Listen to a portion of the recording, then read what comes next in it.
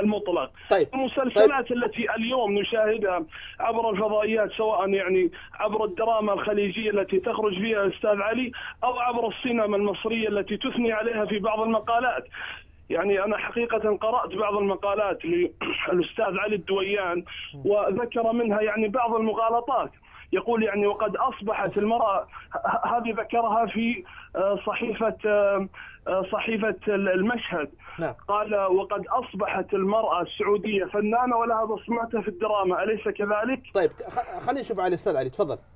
هذه عن طريق واحدة من الفنانات هنا في السعودية، من دون ذكر طبعا أسماء. اي نعم، بدون ذكر اسماء. كان لها نعم.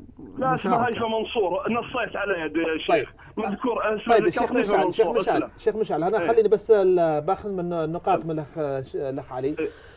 قضية تكون مشاركة المرأة في اللوكيشن التصوير. يعني مثلا الشيخ الآن يقول إنه حضور المرأة هذا محرم، أجزم من تحريمه يعني بجميع الطوائف والمذاهب. كيف ترد على الشيخ؟ والله على العين وعلى الراس كلامه، ما نقدر نقول في شيء. أنا أشكرك على ذلك. طيب الآن كيف هو أنا أقول لك أنت تتبع هوا. إذا كانك أنت الآن معليش، إذا كانك أنت مقر بأن هذا غلط وهذا حرام ومصر عليه، وش تسميه؟ أي هوا أنت يعني وش تسميه؟ والمسألة يقول وش تسميه؟ كيف تسميه؟ وشوف على فكرة ترى من بداية الحلقة وعلى هذا الموضوع. شو القصد يا عبد الرحمن؟ ما أدري وش سالفته. شوف أنا لا ما قصدتك ولا تكلمت ولا أي موضوع. أنا رجل، أنت قاعد تتكلم، أنا أتكلم في موضوع، والشيخ مشعل يتكلم في موضوع، وأنت تشطحبنا بمواضيع ثانية. لا هذا أنا قاعد. علي ما رد على النقاط إلى الآن كل ما سألته سؤال أعطاني. أقول له الآن ظهور المرأة حرام، ما يجوز. دقيقة علي أنا قاعد أقول لك خليك معنا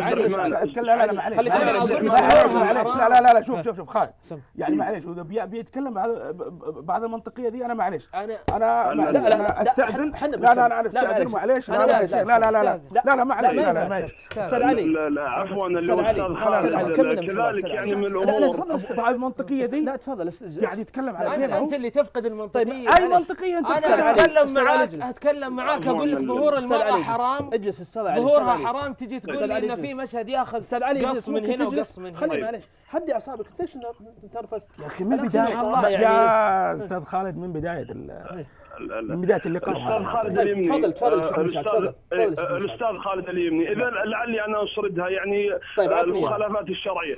أولا كشف المرأة على وجهها، وأنا والله لو كنت في الحلقة لا ذكرت بالمراجع وبالصفحات وبالأرقام بالنص تحريم العلماء على ذلك. كذلك الاختلاط، والله تبارك وتعالى يقول وإذا سألتموهن متاعا فاسألوهن من وراء حجاب.